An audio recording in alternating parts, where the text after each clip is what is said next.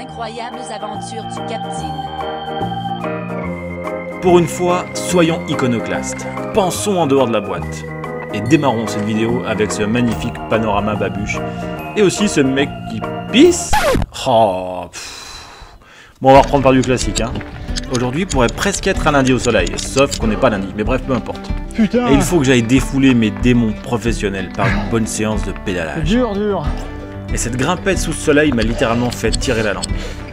Après j'ai repêché la route, et les montées sur la route peuvent être un peu monotones, sauf si comme moi, vous vous amusez à chercher des trucs rigolos, comme par exemple cet arbre mangeur de plaques. D'ailleurs,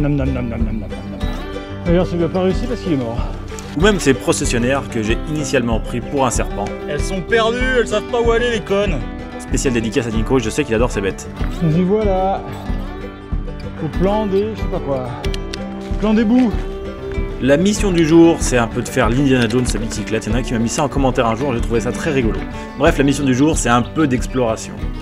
Le haut budget, et particulièrement là où j'habite, c'est pas si grand que ça. Ouais, et pourtant, il y a encore des coins que je ne connais pas du tout. Et j'ai repéré sur la carte quelques tracés qui promettent d'être savoureux. Or, tout le monde sait que ce qui se passe sur la carte et ce qui se passe dans la réalité, il peut y avoir quelquefois un gouffre qui se matérialise sous la forme d'un cul-de-sac. Qui a trouvé le chemin. Mais aussi des chemins qui n'existent plus, ou même des chemins ouverts de frais et qui n'existent pas encore sur la dite carte. Car de toute façon de nos jours, qui regarde encore des cartes ?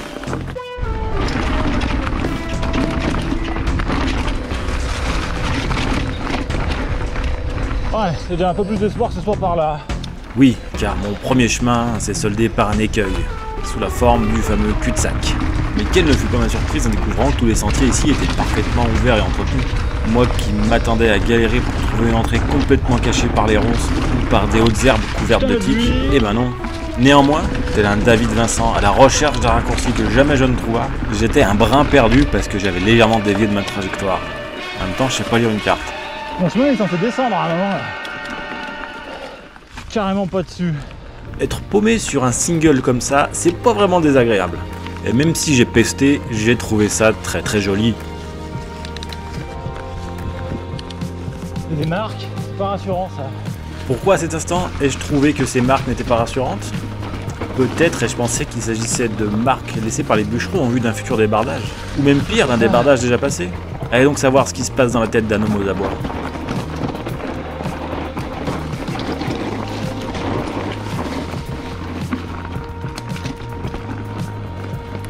Pour recentrer le débat sur nos moutons, ouais, c'est une expression valise que je viens d'inventer, j'ai plutôt bien fait de suivre ces marques, qui étaient en fait une espèce de balisage, parce qu'elles m'ont amené exactement là où je voulais être.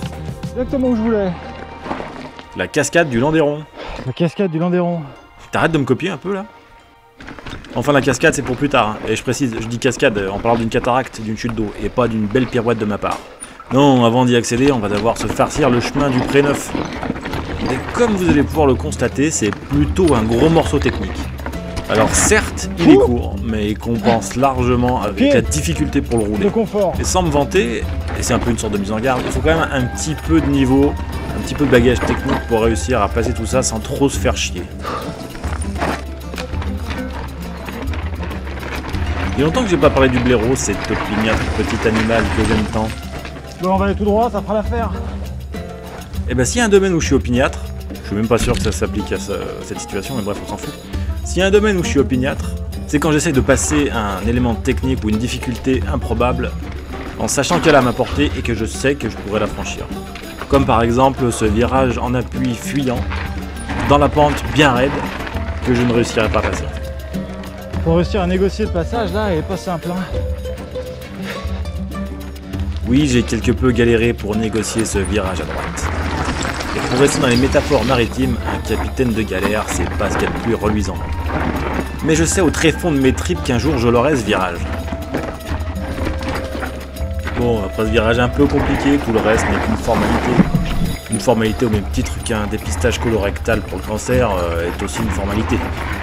D'ailleurs, en parlant de formalité et de dépistage de cancer colorectal, si tu as plus de 50 ans, et je sais qu'il y a quelques spectateurs de cette chaîne qui ont passé cette barre symbolique du demi-siècle, tu peux gratuitement te faire dépister. Car savais-tu que c'était le deuxième cancer le plus meurtrier en France avec plus de 17 000 victimes par an ? Et pourtant, détecté à temps, le cancer colorectal se guérit dans 9 cas sur 10. C'est dingue quand même, parce que au départ, démarrer comme une vanne, termine en info tout à fait pertinente qui peut sauver des vies. Je pense que je devrais être payé pour ça. Après, je parle de vanne, et les esprits chagrins pourraient voir une sorte de métaphore imbriquée dans mon discours, et faire le rapprochement entre une vanne et la vanne, la chose qu'on ouvre et qu'on ferme pour faire sortir du liquide par exemple. Et de là à faire un lien entre la vanne et votre fondement, il n'y a qu'un pas, que je ne franchirai pas. Tiens, et pendant que je vais dans les formalités, n'oubliez pas de vous abonner si c'est pas fait, de commenter si c'est pas fait, de liker si c'est pas fait, et d'aller vous faire dépister si vous avez l'âge. 1, 2, 3, 4, 5. Putain, 5 coupes pour passer un seul virage. Comme tout le monde, j'aime le cinéma, et je le marque sur mon CV. Ouais, je sais, c'est super cliché. Mais s'il y a un truc que j'ai appris, c'est que plus tu coupes, plus tu triches. Et bah là non, en fait, j'ai pas triché, j'ai juste fait 5 prises différentes, et à chaque fois j'ai dû me refader le vélo pour remonter, c'était pas rigolo. Et ben voilà, on y est, le biais du Landéron. J'ai redécouvert ce coin il y a pas longtemps, et par Dieu, c'est drôlement chouette quand même. Et s'il y a un truc cool que les amateurs de flore et de faune sauvage vont apprécier, c'est la présence de nombreuses salamandres. Sans rire, je les kiffe trop les petits salamèches. Non mais regardez comme ils sont mignons et dodus, avec leurs grands yeux noirs et leurs belles taches de couleur. Ils ont l'air complètement inoffensifs, mais ils sont pas sans défense, parce que leur peau sécrète une neurotoxine. C'est complètement safe pour les humains, mais faut pas trop se gratter les yeux ou aller faire un petit pissou après. La salamandre, c'était aussi un emblème royal, et de nombreux seigneurs et nobles avaient cet animal sur leurs écus. Et la croyance voulait que quand on les balançait dans le feu, elles survivaient, ce qui n'est pas du tout le cas, comme à peu près tous les êtres vivants d'ailleurs. Après le tendu et tortueux single du Préneuf, on peut suivre le parcours du biais. Et pour ça, on a droit à un superbe chemin bien large, l'exact opposé de ce qu'on a fait juste avant. Et c'est plutôt marrant à rouler. Mais attendez, on fait pas que suivre le chemin du biais. Quand même s'arrêter voir la chute. Il y a de nombreux petits embranchements qui permettent d'aller au bord de la rivière. Et quand les conditions sont assez sèches, comme c'est le cas aujourd'hui, on peut même descendre certaines parties de la chose. Et je vais pas vous mentir, c'est assez spectaculaire. Et je vous laisse imaginer la puissance de la rivière dans le temps pour creuser tout ça. Ça devait être pas mal tumultueux, avec de nombreux tourbillons, qui nous laissent aujourd'hui de nombreuses marmites dans lesquelles les salamandres viennent pondre leurs œufs justement. Allez, j'en mets une petite dernière pour la route, mais regardez comme elles sont trop mignons quand même.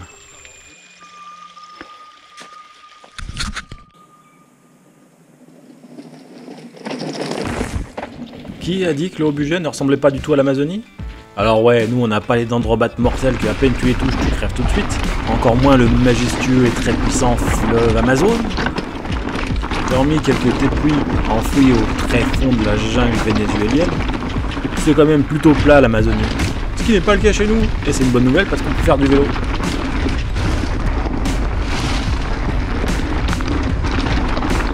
Comme je sais que vous êtes des grands férus de cinéma vous aussi, je ne saurais trop vous conseiller le film de Werner Herzog, Agir, la colère des dieux, ou en version originale, Agir, der Zorn Gottes dans la langue de Goethe.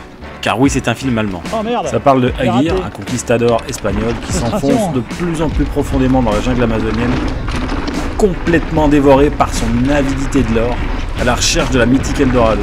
Et en fait, tout ce qu'il va trouver, c'est la folie. Je spoil un peu, mais bref, si vous le voyez, n'hésitez pas aussi à regarder un espèce de making-of ou un envers du décor sur les conditions de tournage et un peu le caractère des personnages. Devant et derrière la caméra, vous verrez, c'est saisissant. Est-ce que ce petit laïus n'est-il pas un flagrant délit d'étalage de culture gratuit? Si, absolument, je plaide coupable, mais c'était juste pour meubler la fin de la vidéo parce que ce chemin est sympa, mais j'ai rien à dire dessus. Et pendant que vous restez bouche bée devant cette magnifique action doublée d'un trucage exceptionnel et d'un jeu d'acteurs aux petits oignons... Attention en dessous! Il est grand temps de se dire ciao bye les potes, mouchez-vous dans votre coude et faites du vélo.